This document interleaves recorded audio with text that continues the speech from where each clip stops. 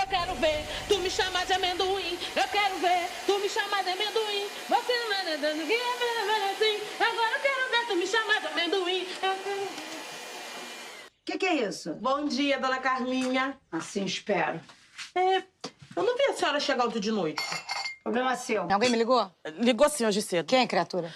Uma moça é do consultório da doutora Carla, Clara, alguma coisa assim. É Carla ou é Clara? É dermatologista. O que ela queria?